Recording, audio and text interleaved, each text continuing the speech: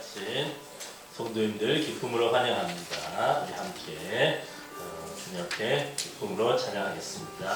예수의 이름으로 나는 일어섭니다. 함께 찬양하겠습니다.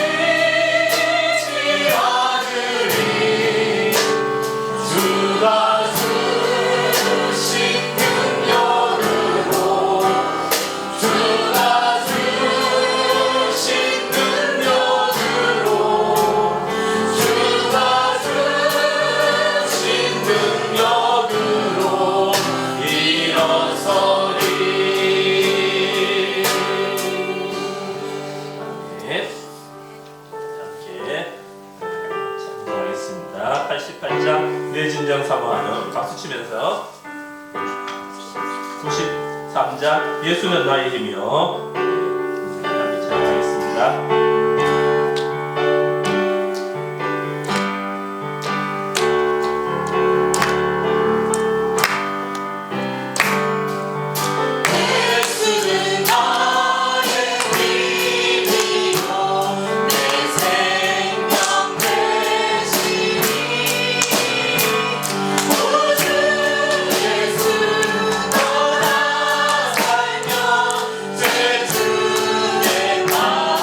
주의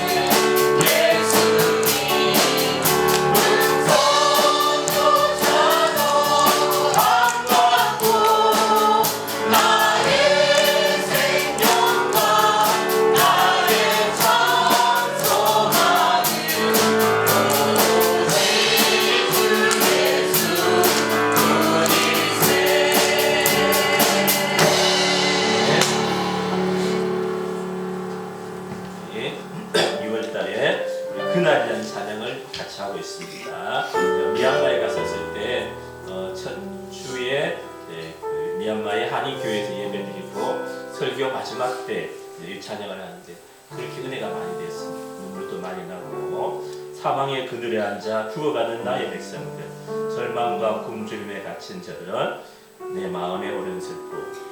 이 가사를 읽으면서 여러분은 누가 생각납니까? 네. 어떤 분은 북한이 생각나기도 하고, 어떤 분은 또 외국에 있는 선교단체나 선교기관이나 선교지가 생각나기도 할 것입니다. 저는 우리 학교 학생들이 많이 생각났어요.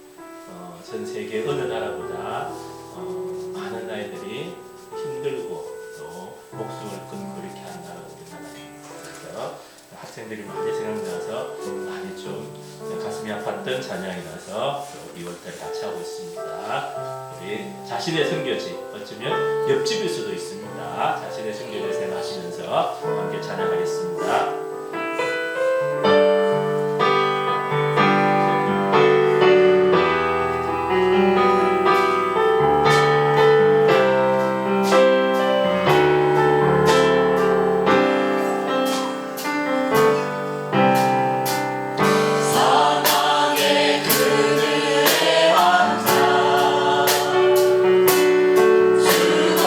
죽어가는 나의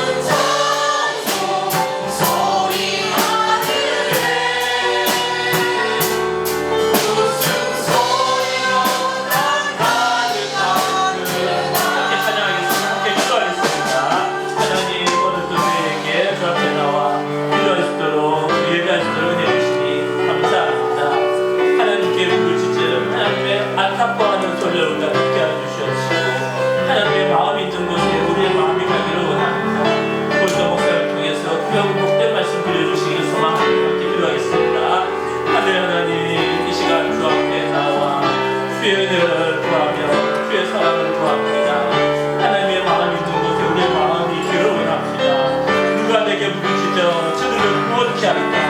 하나님의 그 안타까운 소식을 우리가 듣게 하시고 우리의 손을 내밀어 땅의 사람들을 하시고 앞으로 주하시고 복된 삶이 되게 하여 주시옵소서.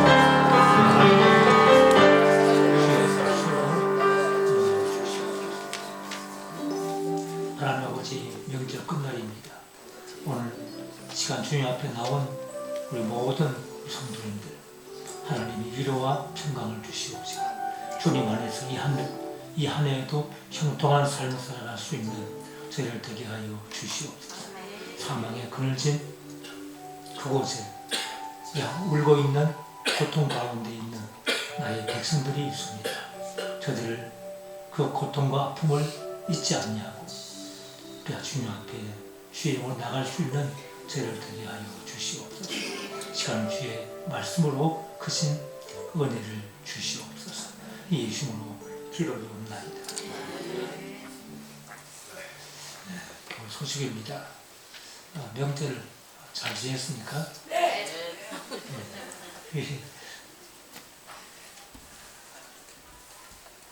네, 저도 이제 명절을 집에서 지냈습니다. 그 동서가 와서 이제 같이 시간을 가졌는데, 저도 이제 저 어머님이 그 요양병원에 계십니다. 그래서 명절을 가지 못해서 마음이 참 애석한 마음이 있는데, 또 이제 가서 뵐 생각입니다. 지난주에는 가려고 제가 비행기표를 다 끊었는데 이 비행기가 정비 불량으로 비행기가 뜨지 않아서 못 갔습니다. 못 가고 그냥 돌아왔는데, 그래서 저희 어머니 저 얼굴이 좀 눈에 좀 선합니다. 자, 금년에 101살인데 그래도 치매기가 좀 있는데 그래도 건강하십니다. 오늘도 전화하니까 건강하게 잘 계시다고, 그래서 조만간 가서 또 뵐 생각입니다. 다음 주일날 그 60일에 지방회가 있습니다. 그러니까 지방회 회원 지난번에 한번 그 이름을 제가 주보에 기록한 적이 있는데, 각 기관 대표입니다. 각 기관 대표, 남성교회, 여성교회, 또 그 외에 교회학교 또 대표도, 또 이제 청량년 선교회 대표, 또 각 이제 기관 대표, 이런 분들이 이제 지방의 회원입니다. 또 장로님, 그리고 저와 함께 우리 장로님들. 그러니까 제가 세보니까 14분쯤 됩니다. 그래서 다음 주일날 지방회가 있습니다. 그 지방에 14명, 또 시간이 또 2시에 시간을 잡은지 모르겠어요. 예배 드리지 말고 오란 건지, 이 지방에 아는 분들이 제 마음에 안 듭니다. 좀 시간도 그렇고, 그러니까 예배 드리지 말고 오란 것 같은데, 그런데 그러면 나머지 교인들은 어떡합니까? 그래서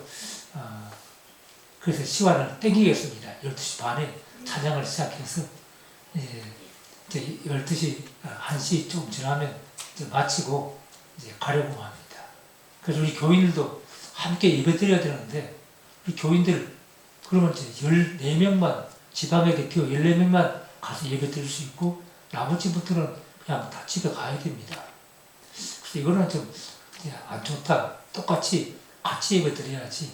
누구는 예배 드리고 누구는 예배에 빠지고 또 집에 가야 되고.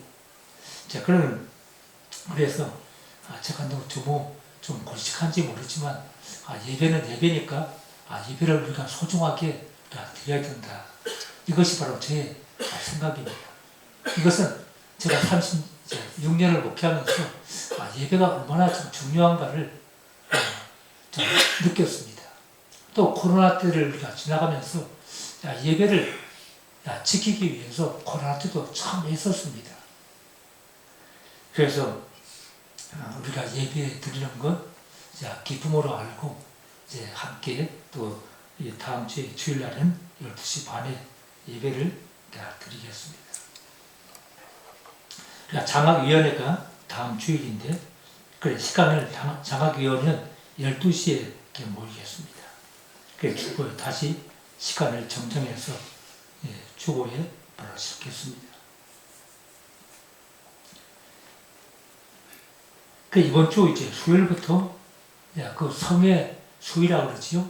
성의 수요일이 바로 제의 수요일 이렇게 부르는데 이 수요일 날은 이제 옛날에는 아마 중세기나 뭐 이때는 그 죄를 무릅쓰고 회개하며 시작하는 것이 바로 제의 수요일, 그 성의 수요일입니다. 그리고 이제 주일날부터 이제 사순절이 바로 시작됩니다. 그 절기를 기억하면서 이제 다음 주일부터는 이제 사순절로 우리가 들어갑니다. 나머지는 우리가 주보를 참고해 주시기 바랍니다. 그러니까 성경 말씀 보겠습니다. 구약 성경 말라기서 3장입니다. 말라기서 3장 1절부터 6절까지 말씀.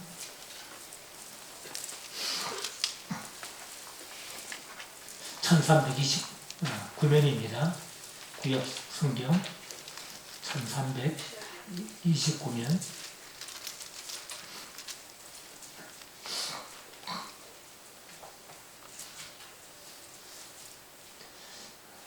말라기서 3장 1절부터 6절까지 기도하시겠습니다.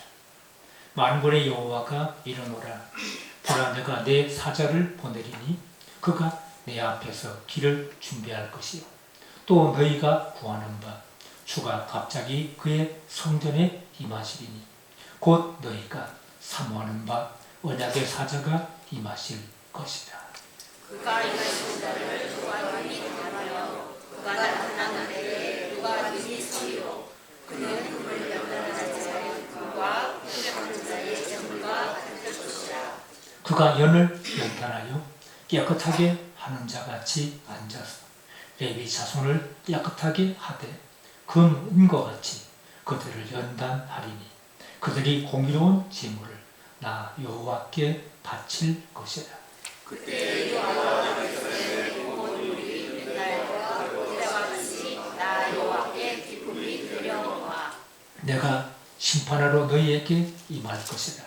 점치는 자에게와 간음하는 자에게와 거짓 맹세하는 자에게와 품꾼의 삭에 대하여 억울하게 하며 과부와 고아를 압제하며 나그네를 억울하게 하며 나를 경외하지 아니하는 자들에게 속히 증언하리라. 만군의 여호와가 말하였느니라. 나 여호와는 변하지 아니하나니 그러므로 야곱의 자손들아 너희가 숨겨지지 아니하느니라. 말라기서의 또 중요한 그 목적이기도 합니다. 오늘 말라기 3장의 말씀은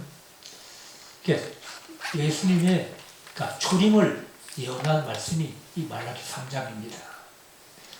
물론 우리가 지금 살고 있는 시대는 초림과 그 재림의 사이지요. 그렇지만은 재림에 가까운 시대에 우리가 살고 있습니다. 지금 우리가 말라기서는 이제 마지막 구약 성경의 마지막이지요. 그리고 신약 성경 마태복음 바로 앞에 있습니다. 어쩌면 구약과 신약을 연결하는 책이 이 말라기라 할 수 있습니다. 이제 구약 시대가 끝나고 이제 신약 시대가 시작되는 이때 이제 하나님께서는 중요한 일을 하십니다. 말라기를 통해서 이제 선지자를 통해서 여기 1절에 보면 두 사자가 나오지요. 첫 번째 나의 사자, 내 사자. 이 내 사자는 세례 요한입니다. 그 다음에 언약의 사자 이렇게 나오지요. 언약의 사자는 예수 그리스도를 의미합니다. 그러니까 예수님의 사역을 바로 예언한 것이 바로 이 말라기서입니다. 이게 중요한 목적이지요. 이 말라기서가 어떤 시대입니까? 그러니까 말라기 시대와 말라기 선자로부터 예수님이 오시기까지 400년 바로 기간이 이제 이 공백기를 할 수 있습니다. 침묵기라 하면 더 낫겠지요. 하나님의 계시가 끊어진, 하나님의 계시가 말라기로 끝나면서 이제 예수님이 오시기 전까지 400년입니다. 바로 그 기간에 이제 얼마나 이스라엘 백성들이 참 메시아를 사모했습니까? 그러니까 선지자들이 계속 예언했지요. 예수님이 오신다. 계속 예언했지요. 예수님이 베들레헴 동네에 오신다. 예수님이 동정녀 마리아를 통해서 오신다. 여러 가지로 예수님에 대해서 계속 예언했습니다. 그러니까 경건한 사람들은 메시아 예수님을 고대하고 사모하는 겁니다. 그런데 계속 침묵입니다. 하나님이 아무 말씀도 하지 않습니다. 얘는 우리가 참 저도 그러는데 사람이 이제 같이 이제 길을 가든지 이제 같이 있으면 말하는 사람들이 어찌 보면 무섭습니다. 저 사람이 도대체 그 마음에 무슨 생각을 품고 있는지 말하는 사람이 사실 두려워요. 그냥 개도 짖는 개는 이제 겁이 많은 개가 짖습니다. 진짜 무서운 개는 가만히 있습니다. 가만히 있다가 갑자기 달려와서 물립니다. 이런 개가 무섭지요? 그러니까 침묵기에 얼마나 이스라엘 백성들이 하나님이 우리에게 참 주시는 말씀을 그들이 고대하고 참 하나님이 약속하신 그 메시아 예수님을 얼마나 그들이 고대하고 사모하겠습니까? 어쩌면 그 기간이 참이 공백기고 침묵기이지만 이렇게 그 메시아를 바로 고대하는 시대가 바로 이 말라기가 이제 예수님의 초림을 이렇게 예언한 말씀입니다. 이때는 페르시아 때입니다. 그러니까 페르시아 제국을 보면은 아주 놀랍습니다. 페르시아 그 남아있는 그 문화의 그 흔적을 보면은 어떻게 옛날에 이런 문화를 이뤘을까? 참 아주 놀랍습니다. 페르시아 이런 건물에도 황금을 다 입혔습니다. 황금을 다 입히고 건물이 얼마나 거대한지 모릅니다. 그런 건물이 다 무너져서 폐허만 남아 있습니다. 이게 바로 지금 이란 땅에 있는 그 페르시아 그 제국입니다. 이 제국이 바로 아프리카 저 북쪽으로부터 저 그리스, 바로 그리스까지 또 이제 동쪽으로는 인더스강, 바로 인도까지 바로 그 거대한 제국을 이룬 것이 페르시아 때입니다. 이 페르시아 때에 바로 예수님이 오신다 이렇게 말씀하신 것입니다. 그런데 그 페르시아보다도 더 무서운 나라가 바로 헬라입니다. 헬라는 3년, 거의 3년이지요. 3년 기간 동안에 전 세계를 정복했습니다. 아주 얼마나 빠른지 모릅니다. 이 헬라 군대가 이렇게 빠르게 그 세계를 지배했습니다. 그런데 이렇게 빠르게 지배했던 이 헬라도 갑자기 무너집니다. 그러니까 나폴레옹, 알렉산더 그 대왕이 죽으면서 나라가 다 분할이 되고 결국은 멸망을 당하지요. 그리고 이제 로마가 참 지배하게 됩니다. 로마는 강력한 그 군대를 가지고 있는 군대입니다. 그러니까 이스라엘 사람들은 이제는 희망이 없다. 로마 군대가 얼마나 강한지 그들 앞에 대항하면 죽습니다. 완전히 그 동네나 성을 완전히 쑥대밭을 만든 사람들이 로마 군대입니다. 그러니까 AD 70년에는 그 로마 군대가 그 예루살렘 성을 완전히 그 쑥밭을 만들었습니다. 성도 자네가 없이 다 무너졌습니다. 성전은 말할 것도 없고 성도 다 무너지고 수많은 사람들이 죽음을 당합니다. 그러니까 이스라엘 사람들이 얼마나 절망합니까? 저 강대국 로마가 지배하면은 어떻게 메시아가 올 수 있을까? 이렇게 이제 그들이 의혹심을 갖고 있습니다. 이런 바로 시대가 바로 이 말라기 선지자가 바로 예언하는 시대입니다. 하나님이 침묵하는 것 같은데 그렇지만 하나님은 침묵하는 그 가운데도 여전히 일하고 계신 분이심을 우리가 말라기를 통해서 우리가 보게 됩니다. 그래서 하나님은 3장 1절에 말씀합니다. 보라 내가 내 사자를 보내리니 그가 내 앞에서 길을 준비할 것이다. 그러니까 바로 세례요한에게 말씀이지요. 바로 세례요한을 하나님께서 먼저 보낸다는 겁니다. 바로 세례요한은 예수님의 앞길을 바로 준비하는 자가 바로 세례 요한입니다. 그 다음에 이제 갑자기 그의 성전에 임하시리니 너희가 사모하는 바 언약의 사자. 여기 바로 사모하는 언약의 사자. 이스라엘 백성들이 그렇게 고대했던, 모든 만민이 고대했던, 사모했던 언약의 사자 예수님이 임하실 것이라 이렇게 예언하고 있습니다. 어쩌면 우리가 이스라엘 백성들에게는 참 그들에게 희망의 말씀이지요. 그 메시아가 빨리 와야지. 그러니까 메시아가 빨리 와야지. 그들이 얼마나 고대했겠습니까? 그래서 그 메시아가 오시면은 어떻게 될 것인가? 그런데 제가 이 분터문에 첫 번째 내 눈을 열어 주소서 이렇게 먼저 제가 기록을 했습니다. 이것은 뭐냐면 그 예수님이 메시아가 오신다 할지라도 그 예수님을 메시아를 기다렸지만 그러나 그들이 눈이 열리지 않은 사람은 몰랐습니다. 정작 예수님이 와도 모릅니다. 그러니까 예수님을 십자가에 못 박으소서 외쳤지요? 얼마나 지금 어렵습니까? 오늘 이 말라기서 2장의 말씀도 이렇게 2장의 이 마지막 절에 그들이 말합니다.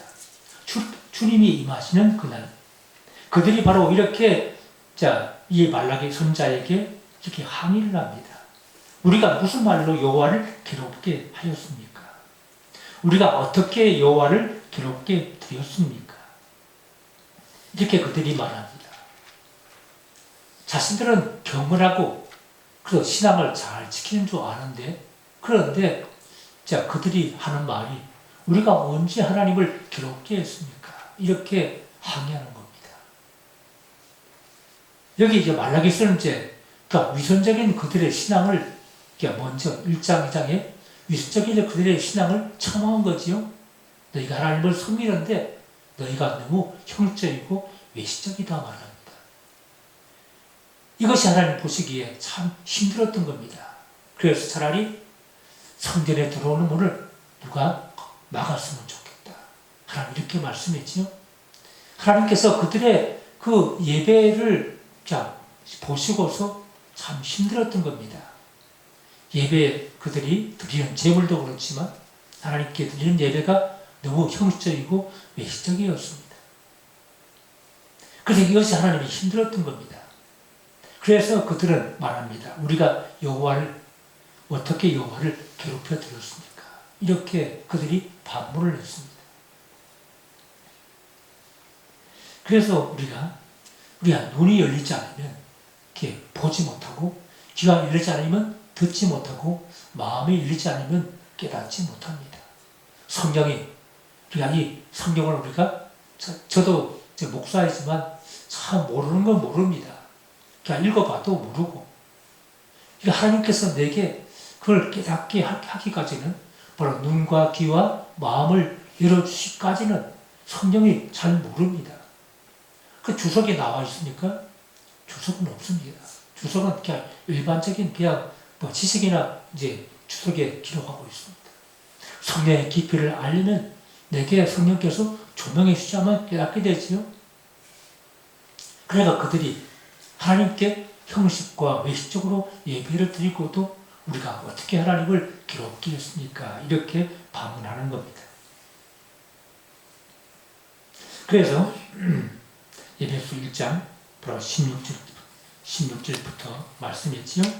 우리 주 예수 그리스도의 하나님 영광의 아버지께서 지혜와 계시의 영을 너희에게 주사 하나님을 알게 하시고 이 지혜와 계시의 영은 성령을 말합니다. 그러니까 성령께서 우리에게 임해야 됩니다. 그러면 하나님을 알게 된다고 말합니다. 그러니까 성령께서 깨닫게 하시면 하나님을 압니다. 그러니까 성령께서 깨닫게 하지 않으면 그냥 성경은 그냥 지식입니다. 글자고 그냥 지식입니다. 이 글자와 지식으로는 하나님 변화가 없습니다. 아무리 수백 번, 수천 번을 읽어도 깨닫지 못합니다. 알지 못합니다.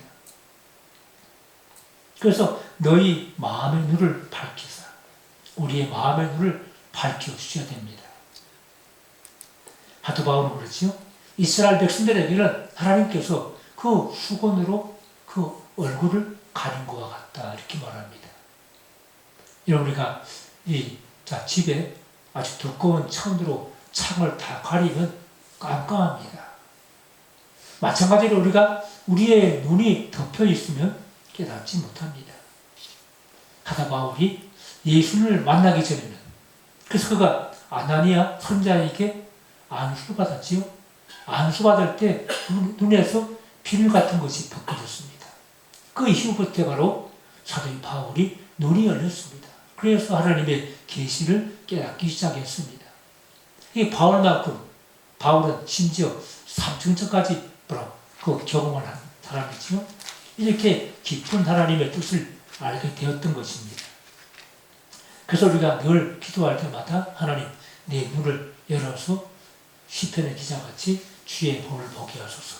이렇게 우리가 늘 사모하면서 기도해야 주랍니다. 그래서 이 마음의 눈을 밝히사 그의 부르심의 소망이 무엇이며 우리 마음의 눈을 열어주시면 부르심의 소명을 깨닫게 됩니다. 성도 안에서 그 기업의 영광의 풍성함이 무엇이며 기업의 영광, 하나님의 신령한 그 기업이 얼마나 영광스럽고 풍성한가 알게 됩니다.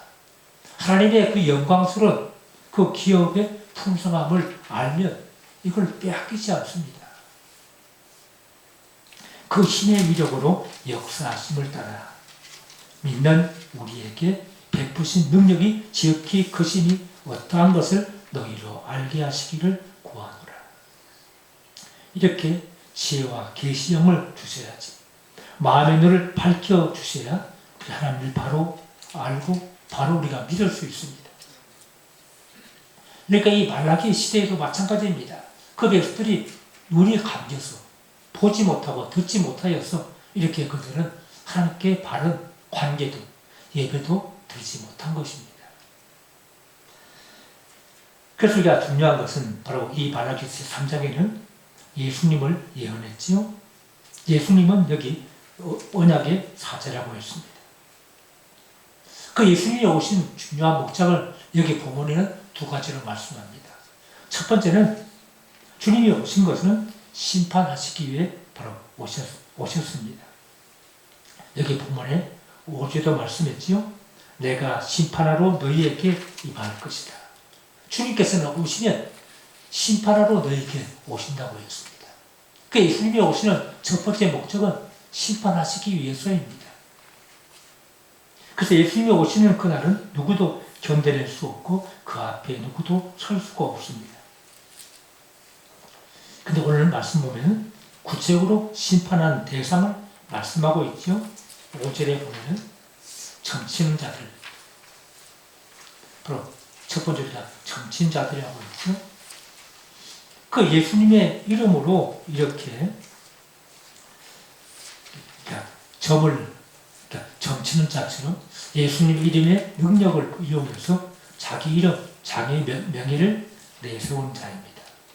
그러니까 예수님을 이용하는 자들입니다.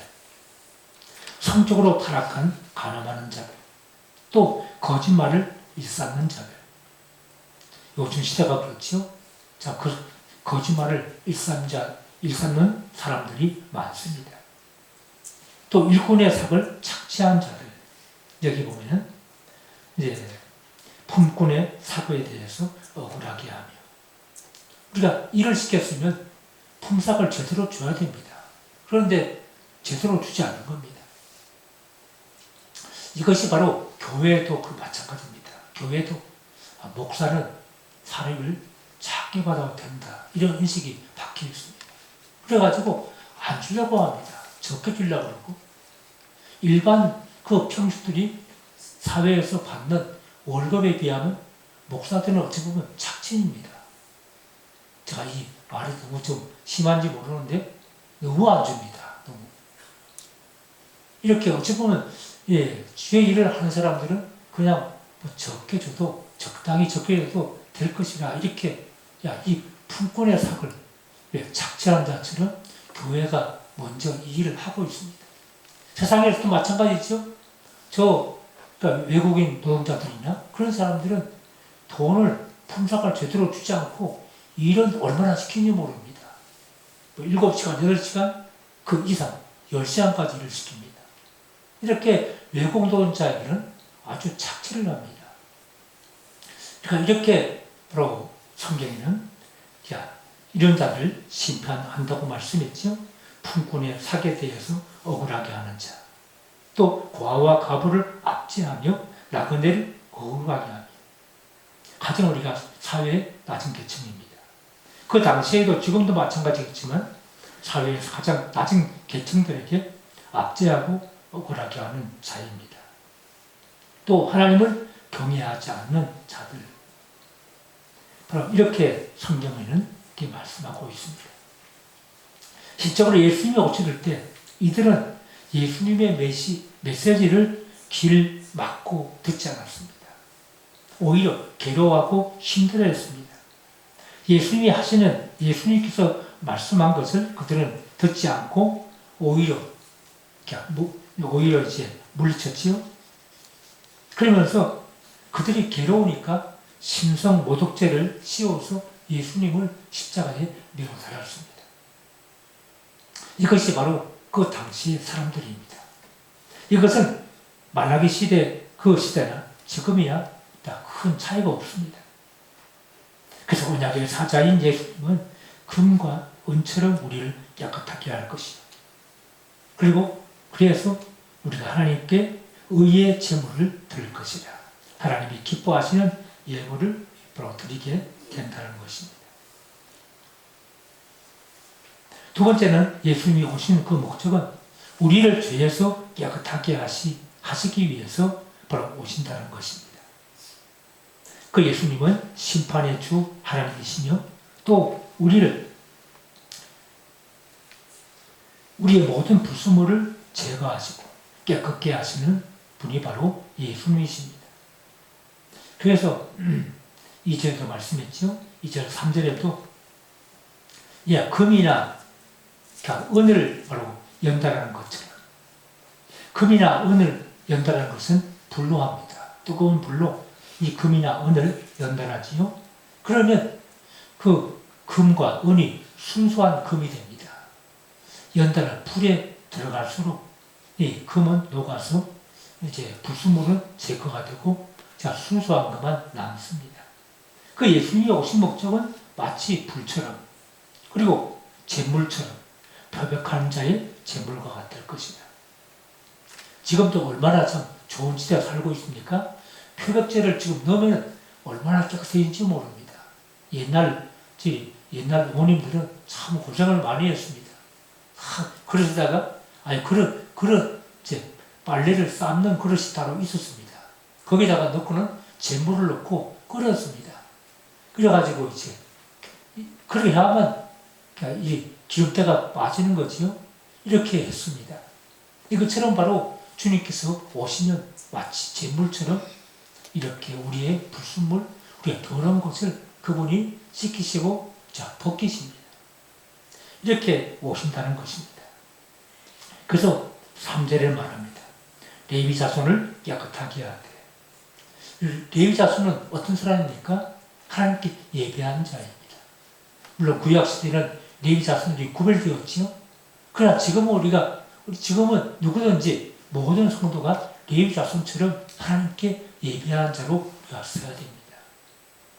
그래서 레위 자손을 깨끗하게 한 것처럼 내가 너희를 연단하게 할 것이라. 그래서 너희가 하나님 앞에 공의로운 제물, 하나님께 의로운 제사를 드리게 될 것이다 말씀합니다. 우리가 하나님께서는 주님이 오신 목적이 바로 우리를 깨끗하게 하시기 위해서. 그래서 거룩한 하나님의 백성들이 하나님께 온전한 제사를 드리기를 원하는 것이 바로 주님이 오신 목적입니다. 이렇게 바로 말라기는 예수님이 오시는 것을 이렇게 예언했습니다. 우리의 삶의 긴 침묵기와 고난 기간이 있을지라도 다시 오실 주님을 기대하며 승리할 줄 압니다. 하나님이 주시는 시간은 영원합니다. 낭비되는 시간이 제일 힘듭니다. 우리의 모든 시간을 주님이 주시는 영원한 시간으로 회복해야 할 줄 압니다. 지금 이 시간도 주님을 위해 기도하며 주님이 오실 날 기대하며 살아가는 성도가 되어야 할 줄 압니다. 주님은 때가 되실 때 반드시 오시게 될 것입니다. 우리는 주님이 오실 그날을 기대하며 살아야 됩니다. 미래의 소망은 주님이 오실 날입니다. 기대의 힘은 우리를 해피엔딩으로 마무리하게 합니다. 인생의 마지막 승리는 주님이 재림하시는 날입니다. 그래서 주님이 재림하신 날 우리 인생에 기도하겠습니다. 하나님 아버지, 언약의 사자 예수 그리스도에 대해서 말라기 선자는 예언합니다. 이스라엘 백성들이 나를 잃어버리고 페르시아 땅에서 노예 생활을 하던 그들에게 주님이 오신다는 그 메시지를 말라기 선자는 선포합니다. 그래서 그 백성들이 포로 생활하면서도 메시아를 고대하고 기다렸습니다. 주님이 오셔서 이 세상을 심판하실 것이요 또 주님께서는 우리를 깨끗하게 하셔서 하나님께 공의로운 제사를 드릴 수 있는 백성으로 삼으신다 말씀하셨습니다. 우리 하나님, 이스라엘 백성들이 형식적으로 메시적으로 드리는 예배 하나님이 기뻐하지 아니하셔서 예수님을 보내셔서 참된 예배를 참된 제사를 드릴 수 있는 주의 백성 삼으신다 말씀했사오니 우리 주님, 우리가 다시 오실 그 주님을 우리가 고대하면서 거룩한 주의 백성으로 하나님께 나갈 수 있는 저희를 되게 하여 주시옵소서.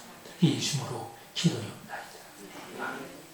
하늘에 계신 우리 아버지, 이름이 거룩히 여김을 받으시오며 뜻이 하늘에서 이룬 것 같이 땅에서도 이루어지이다. 오늘날 우리 일용할 양식을 주옵시고 우리가 우리에게 죄 지은 사하여 준 것 같이 우리 죄를 사하여 주옵시고 우리를 시험에 들게 하지 마옵시고 다만 악에서 구하옵소서. 대개 나라와 권세와 영광이 아버지 영원히 있어